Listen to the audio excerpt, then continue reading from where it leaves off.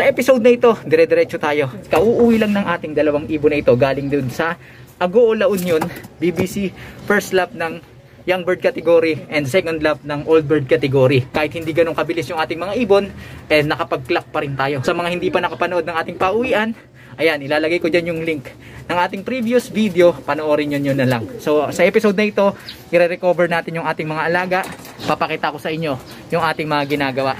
Kaya samahan niyo ako sa episode na ito. Sa mga hindi pa nakapag-subscribe dyan, mag-subscribe na kayo, hit nyo na notification bell para updated kayo sa ginagawa nating kwentuhan dito lang sa ating munting tambayan. Disclaimer mga kalapatids, hindi tayo eksperto, hindi tayo veterano at lalong hindi tayo henyo sa pag-aalaga. Itong ating ginagawa ay batay lamang sa ating karanasan at siyempre sa mga nalalaman na meron namang magandang epekto sa ginagawa nating pag-aalaga sa ating mga ibon. So ano nga ba yung ating mga ginagawa pagka dumarating yung ating mga ibon para i-recover sila? The moment nga na pumasok sila sa flyer slope galing sa liparan, ay transition na ako agad sa recovery phase. Unang-una ko sinisiguro na meron tubig na maiinom yung ating mga ibon. Tubig yan na may electrolytes at konting honey. Kumbaga instant sugar sa ating mga alaga para diretsong dadaloy sa kanilang dugo yung sugar na magbibigay sa kanila ng instant lakas. Eto mga kalapatids, sinusunod ko. Binibigyan ko sila nito instant glucose or instant sugar din to mga kalapatids. Ito yung nabibili sa mga poultry shop. Nabubulol pa, pagpasensyaan nyo na. So papatakan ko sila nito 2 patak bawat ibon. Napatakan na natin siya. At syempre, susubuan na rin natin siya agad ng bawang mga kalapatids para yung mga nag-build up sa kanyang toxins, byproduct ng kanyang excessive workout ay ma-flush niya agad mga kalapatids. Pagka na-flush niya yon, mas mabilis siyang mare-recover, mas mapapabilis yung pagbalik ng kanyang appetite. Pagka kumain yung ating ibon, mas mabilis siyang mare-recover. Okay? So ganun din yung gagawin natin dun sa isa.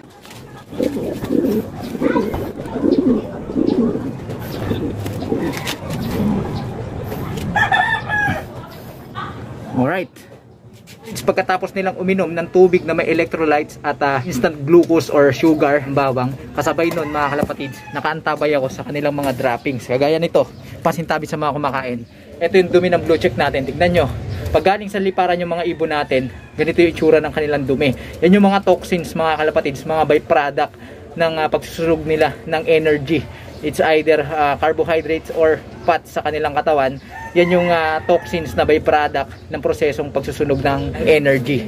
Pagkaganyan yung kanilang mga dumi, usually walang ganang kumain yan dahil bukod sa pagod sila, punong-puno pa ng toxins yung kanilang katawan at stress pa yung kanilang liver na may malaking ginagampanan sa metabolism at pagsusunog ng energy.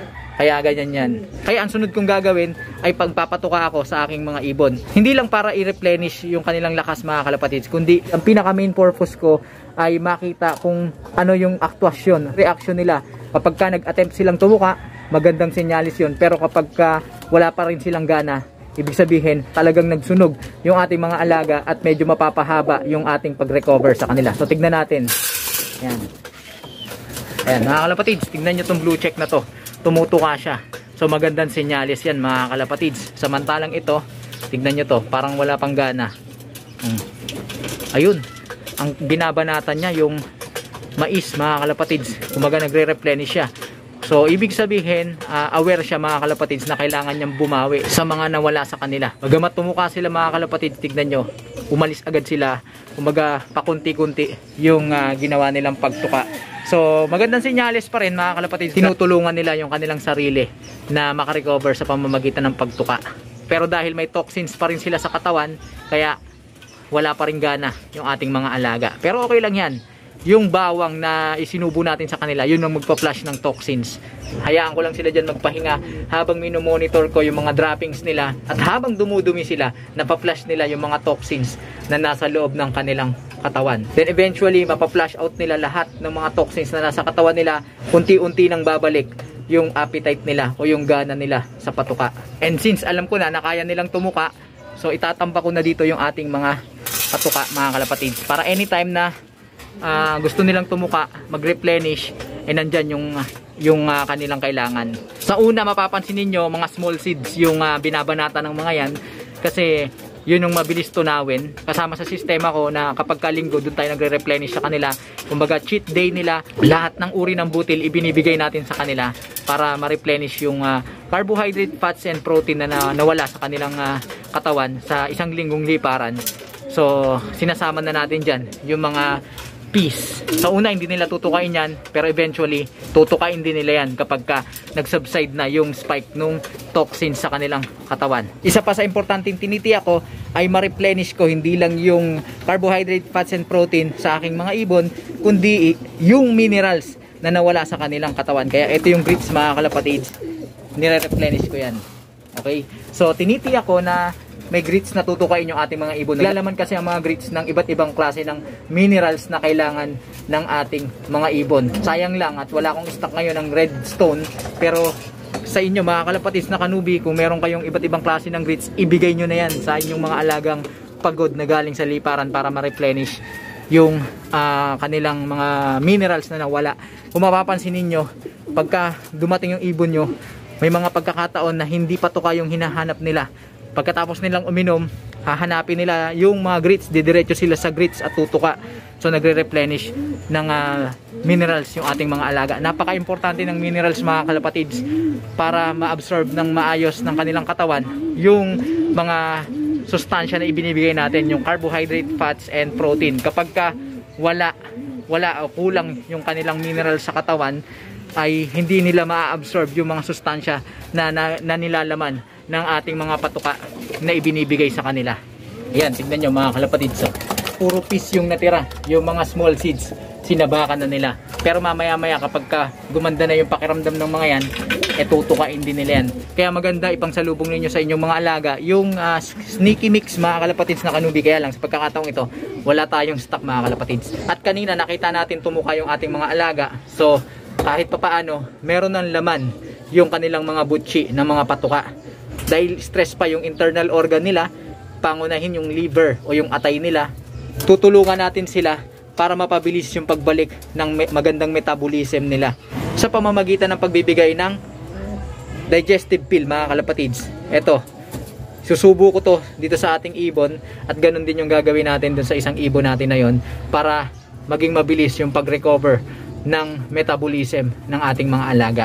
So hindi ko na ipapakita yung pagsusubo mga kalapatids. At ngayon nasubuan na natin sila ng digestive pill, hahayaan na natin silang makapagpahinga. Sa pagbibigay sa kanila ng pahinga mga kalapatids, tinitiyak ko na hindi magulo dun sa area nila. So yung mga ibon nating magugulo dito ay tinanggal na natin mga kalapatids para na sa ganun ay makapag-perch sila at makapagpahinga ng maayos. Kapag ka ganun, mas mabilis na makaka-recover yung ating mga alaga. Habang nagpapahinga sila, sisiguraduhin lang natin na meron silang tubig na maiinom at ganun din may access sila sa patuka at minerals na kailangan nila. Gaano naman katagal yung ibinibigay natin sa kanilang pahinga? Depende yan mga kalapatids na kanubi. Ang ginagawa ko, bumabase ako sa kanilang hour on wing o yung oras na ginugol nila sa paglipad mula dun sa release area pabalik dito sa ating flyers loft. So kaninang umaga pinakawalan sila ng 6:20 at nakauwi sila kung hindi ako nagkakamali 9:40. So ilang oras yon? Mahigit 3 oras mga kalapatids. So ang ginagawa ko, sa 2 oras na paglipad nila, katumbas yun ng 1 araw na pahinga. So kumonsumo sila ng 3 oras at kalahati. So i-round up na natin, sabihin na nating 4 na oras silang lumipad. Ipapahinga ko tong mga to ng 2 araw. Ngayong araw ng linggo, maghapon silang magpapahinga dito. Sumunod na araw, Lunes, 1 buong araw silang hindi natin pakakawalan. Hayaan pa rin natin sila magpahinga. Then sa araw ng Martes ng umaga, extended pa rin ang kanilang pahinga. Sa hapon ng Martes na sila makakapag-follow fly at makakapag-exercise. At habang binibigyan ko sila ng pahinga, continuous pa rin yung pag-monitor ko sa mga droppings ng ating mga alaga. Yun kasi ang pinagbabasihan ko na kapag maayos na yung kanilang dumi, ibig sabihin bumalik na sa normal yung proseso ng kanilang digestive processes or yung metabolism processes nila. At kapag bumalik na yung maayos na digestive processes ng ating mga alaga, ibig sabihin lang nun na nagpo-progress na yung recovery nila. Sa puntong yon, makikita natin yung ating mga ibon na atentibo na sila, magana na kumain, aktibo na rin sila. At kapag nakita ko ng ganon, ipofocus ko naman yung recovery dun sa body weight ng ating mga alaga. Kung namayat masyado, magdadagdag tayo para mabalik yung kanilang mga muscles sa pamamagitan ng pagpapatuka sa kanila. Kasabay niyan, pagka natapos na nila yung resting period nila, base sa hour on wing nila, i-reintroduce na uli natin sila sa physical activity o mga exercises para ma-warm up na uli yung kanilang katawan, ma-ready sila sa mga susunod na liparan. Ayan mga kalapatids, inalis na muna natin yung mga pares nila para makapag-solo talaga sila dyan at makapagpahinga. Kasi pag nandito yung mga pares nila, sinusubuan nila. Imbis na yung mga tinuka nila, para na lang sa kanila, ibibigay pa nila dun sa mga pares nila kasi magliligawan yung mga yan. At the same time, parte pa rin ang ginagawa kong pagpapasabik sa aking mga alaga. Ginagawa nating sistema sa motivation. Tatambakan ko lang sila dito ng patuka para anytime meron silang matutuka mga kalapatids. At habang unti-unting bumabalik yung appetite nila o yung gana nila sa patuka, ayan, kukonsumuhin nila, uubusin nila yung mga patukang nilagay natin dyan. Tingnan nyo to, diba? Nagpupusa na siya na tumuka. Ito mga kalapatids, mukhang talagang ininda niya yung liparang ginawa nila. At kapag etong mga to ay tumuka na ng maayos, doon na papasok yung pagbibigay ko sa kanila ng vitamins and minerals. Ito yung multivitamins, calcium, tsaka yung kung ano-ano pang mga supplement. Kapag may laman na yung kanilang butchi dahil nakapag-replenish na sila ng mga patuka. Okay? So, yan lang yung ating simpleng ginagawa mga kalapatids, at sana nakapagbigay ng idea sa mga kanubi natin dyan. Ulit, hindi natin sinasabi na ito yung pinakamagandang pamamaraan. Ito lang ay yung aking nakasanayan at sa palagay ko nagiging epektibo naman sa aking mabilisang pag-recover sa aking mga alaga. Usually, sa mga ganitong pamamaraan na aking ginagawa, ay wala pang 2 araw na ibabalik ko na yung sigla, lakas at attentiveness ng aking mga alaga para ready na uli silang sumabak sa panibagong training. Kung may mid-toss, isasampa natin sila hanggang sa lubusan silang maihanda sa susunod na sampahan. So yun mga kalapatids, maraming salamat sa inyong pakikipagkwentuhan, pakikitambay dito sa ating munting tambayan. Sa mga hindi pa nakapag-subscribe dyan, mag-subscribe lang kayo, hit nyo na notification bell para updated kayo sa ginagawa nating kwentuhan dito lang sa ating munting tambayan. Hanggang sa muling pagkikita mga kalapatids. Paalam!